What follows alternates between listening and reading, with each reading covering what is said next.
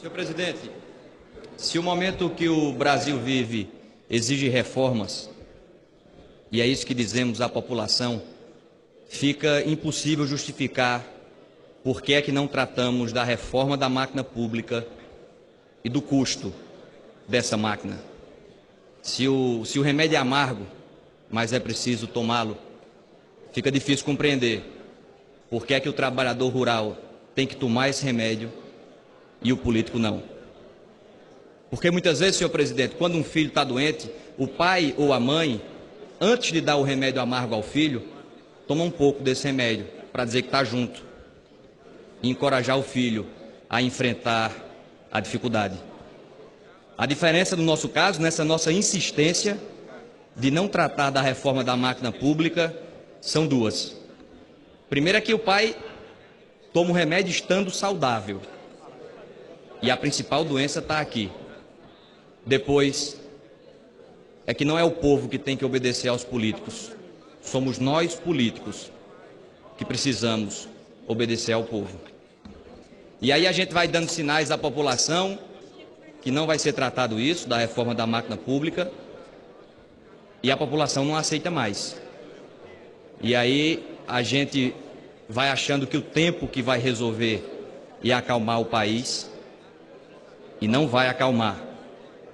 A gente precisa tratar de temas que beiram a obviedade da exigência da população para que a gente dê uma resposta. Falar do auxílio moradia. Auxílio moradia, senhor presidente, deve existir para quem não tem onde morar. Auxílio alimentação deve existir para quem não tem o que comer. E a gente tem uma máquina pública inchada, agigantada, repleta de espaços como esses, e não vamos dizer que é só a classe política, vamos avançar no poder judiciário, vamos avançar em todos os espaços da máquina pública para acabar com essas distorções. Não dá mais para juiz no Brasil receber auxílio moradia. Está errado. Todos nós sabemos que está errado. Não, mas é uma compensação. A gente não está mais em tempo de ter compensação. Não cabe mais compensações.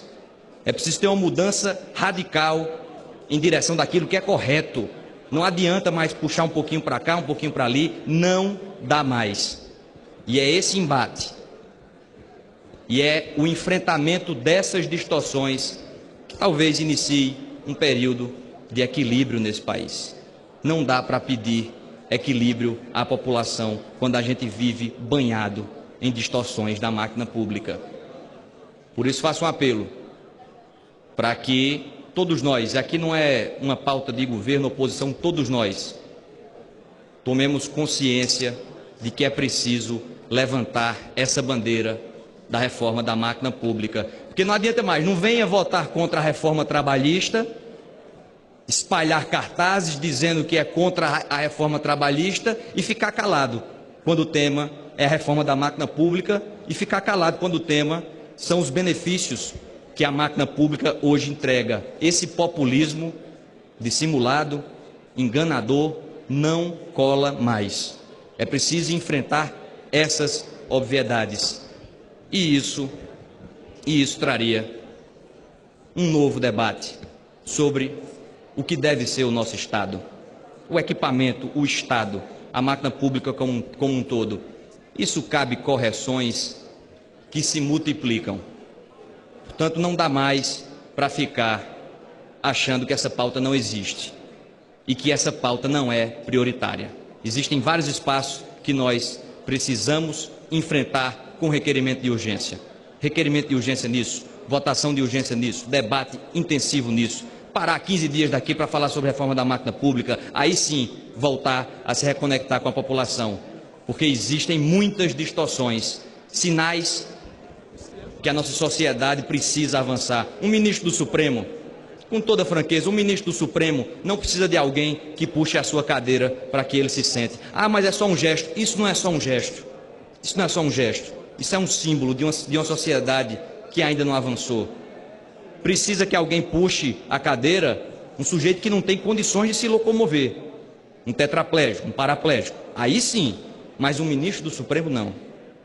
São esses sinais, é essa nova simbologia É essa nova linguagem que o povo brasileiro está sedento para que a gente traga para esta casa. E isso está cada vez mais óbvio. Isso está cada vez mais claro.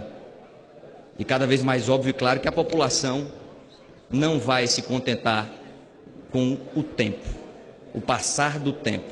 As coisas não vão se acalmar enquanto a gente não compreender a quadra democrática que o país vive.